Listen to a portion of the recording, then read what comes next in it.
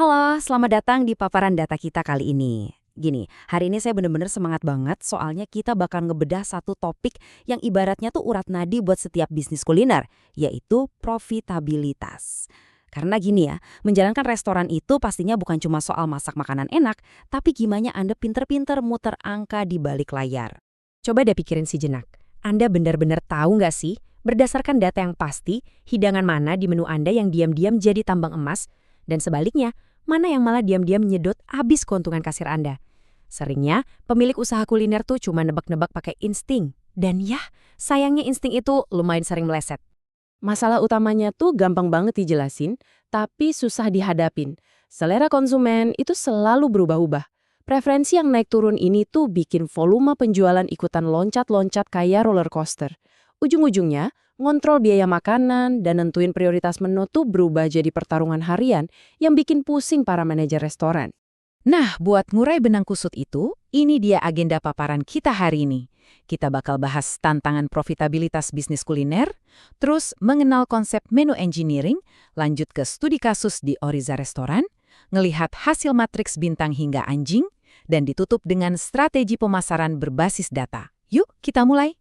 Oke, langsung aja masuk ke bagian 1, tantangan profitabilitas bisnis kuliner. Mari kita gali apa sih sebenarnya akar tantangan industri kuliner buat bisa terus bertahan hidup secara finansial. Biar gampang, kita singkirin dulu ya jargon-jargon akademisnya. Solusi dari masalah profitabilitas tadi itu biasa disebut menu engineering atau rekayasa menu. Intinya, ini tuh metode evaluasi brilian yang menyeimbangkan dua hal penting. Pertama, indeks popularitas, yang artinya seberapa laku sih makanan itu. Kedua, margin kontribusi, yaitu seberapa besar laba atau selisih harga jual sama biaya bahan baku dari satu porsi makanan. Simple kan?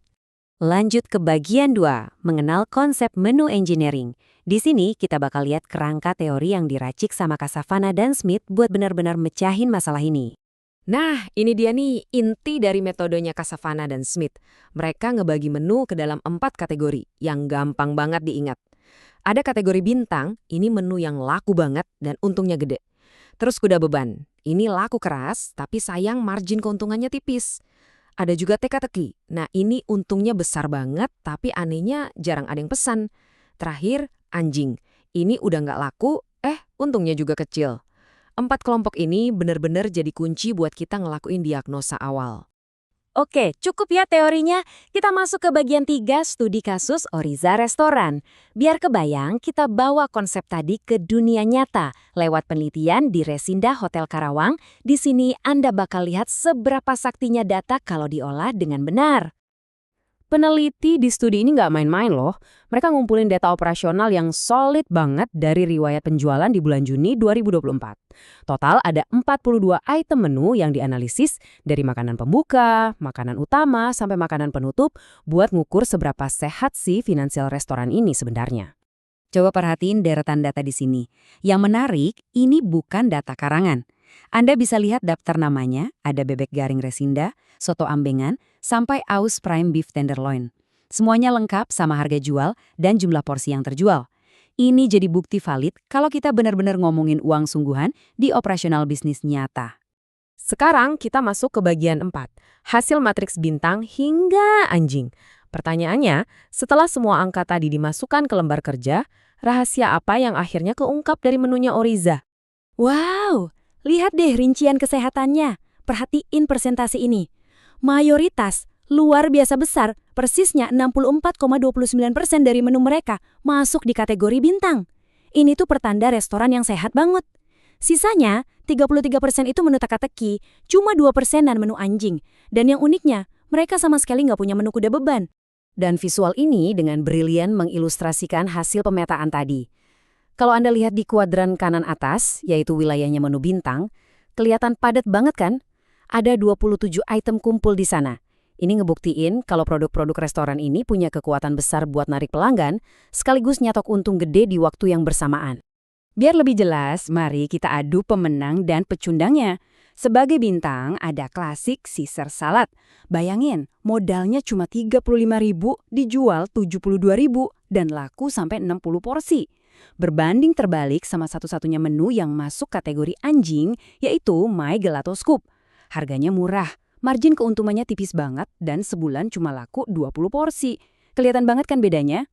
Nah, saya juga mau Anda perhatiin angka 14 ini.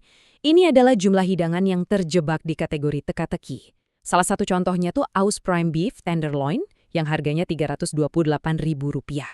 Margin untungnya sih fantastis ya, sampai Rp148.000 per porsi.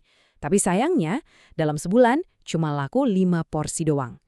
Ini ibaratnya ada tumpukan uang besar yang tertidur pulas. Lanjut ke bagian 5, strategi pemasaran berbasis data. Gini, tahu posisi menu di matriks aja kan nggak cukup. Jadi sekarang kita bakal ngerumusin tindakan nyatanya lewat strategi bauran pemasaran atau 4P.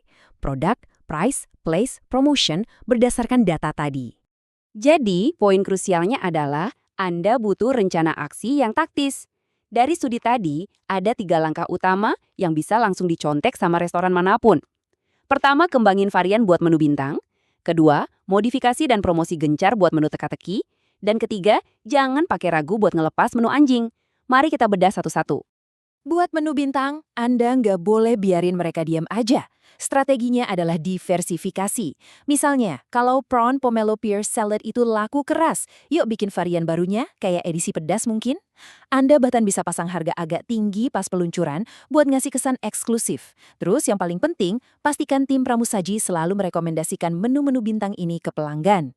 Terus, gimana cara mecahin menu teka-teki? Menu ini cuma butuh sedikit dorongan biar populer. Anda bisa modifikasi resepnya, kasih topping daru biar lebih pas di lidah pelanggan, atau latih staf Anda buat lebih luas ngejelasin bahan-bahan premium di menu itu.